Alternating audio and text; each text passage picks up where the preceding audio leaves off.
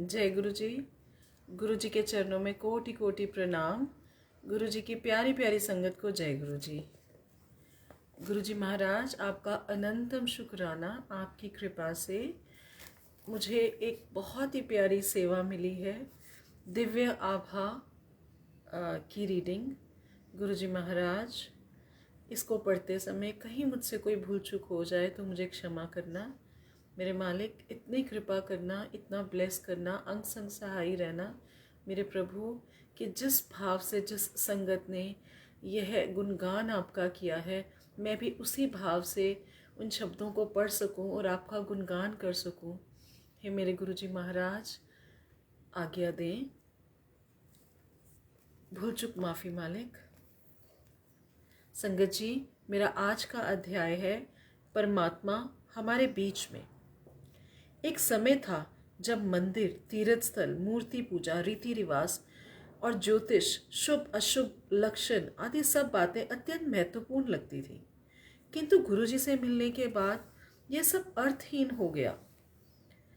अपने अनुभवों का वर्णन करने से पहले मैं आप सबको बताना चाहती हूँ कि गुरुजी के यहाँ होने से हम कितने अनुग्रहित हैं। गुरुजी कोई जादूगर, पुरोहित या स्वामी नहीं है।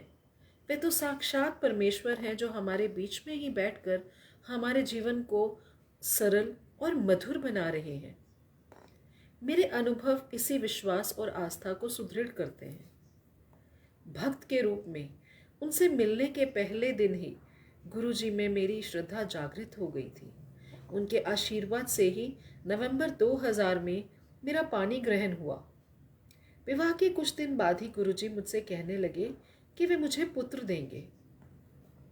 गुरुजी की इस पुनरोक्ति एक मुंडा लैल है, पर मेरे पति और मैंने कभी अधिक ध्यान नहीं दिया। किंतु नवंबर 2000 से जुलाई 2003 तक वे यही दोहराते रहे।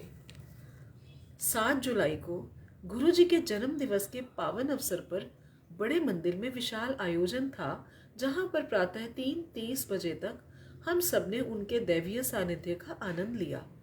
इसी समय गुरुजी ने मुझे बुलाया और कहा कि उन्होंने मुझे और मेरे पति को आशीष दिया है। हमने उनसे अनुमति ली और चल पड़े। पुनः इस बात पर कोई विशेष ध्यान नहीं दिया। एक सप्ताह के पश्चात 13 जुलाई 2003 को गुरु पूर्णिमा के अवसर पर मैं अपनी सास के साथ गुरुजी के दर्शन के लिए गई थी। गुरुजी कभी किसी से कोई गोपनीयता नहीं रखते। वे प्रत्येक से ऐसे बात करते हैं कि आसपास के लोग पूरा वार्तालाप सुन सकते हैं। परंतु उस दिन जब मैंने उनसे आज्ञा लेने के लिए उनके चरण स्पर्श किए, उन्होंने मुझे पास आने का इशारा किया और धीमे से बोले कि मैं गर्भवती हूँ, पर यह बात किसी को न बताऊं। किंतु मैंने इस कथन की अवहेलना की। मैंने यह समाचार अपने पति को दिया। उन्होंने इसे अनसुना कर दिया और बोले कि मैं गुरुजी पर कुछ अधिक ही विश्वास करती हूँ। तत्पश्चात गर्भ परीक्षण का निर्णय आने तक मैंने प्रतीक्षा की। 1 अगस्त को मेरे गर्भवती होने का परिणाम आया और गुरुजी की बात सत्य सिद्ध हुई।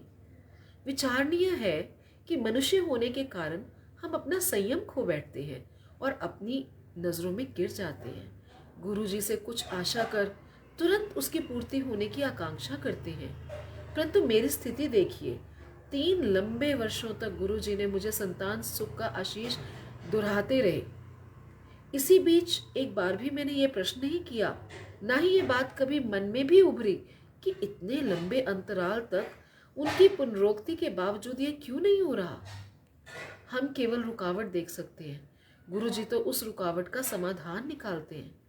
वे जानते हैं कि फल प्राप्ति के लिए कब उचित समय है और उसे कैसे पूर्ण किया जाए। किसी भी पुरोहित, सन्यासी या जादूगर में जीवन दान देने की क्षमता नहीं है, किंतु गुरुजी ने यही किया। विश्वास कीजिए कि मुझे पुत्र ही उत्पन्न हुआ। अंत में मैं यही कहूंगी कि मुझ में और मेरे पति में चिकित्सा बिना संतानोत्पत्ति संभव नहीं थी, किंतु गुरुजी ने यह सहजता से कर दिया। प्रत्येक भक्त को 100% आस्था के साथ शब्द का मात्र एक शब्द या पवित्र पंक्ति कई दिन, सप्ताह, मास यह वर्षों तक एक ही कारण के लिए दोहराना पड़ सकता है, बार बार बंद द्वार पर दस्तक देनी पड़ सकती है, जिससे वे कभी तो खुले, और वे खुलता अवश्य है। एक भक्त। शुक्राना गुरुजी महाराज, कोटि कोटि शुक्राना, अनंतम शुक्राना। हे गुरु मालिक, जैसे आपने अपनी संगत को ब्लेस किया, मेरे प्रभु सब संगत को ब्लेस करना, हमें अपने चरणों में रखना। मेरे मालिक, हमें नाम सिमरन की दात बख्शना, अपने चरणों का प्यार बख्शना। मेरे प्रभु, हमारे गुनाह बख्श देना। शुक्राना शुक्राना शुक्राना। हे गुरुजी महाराज, भूल चूक माफ़ी। कोटि कोटि शुक्राना मेरे मालिक।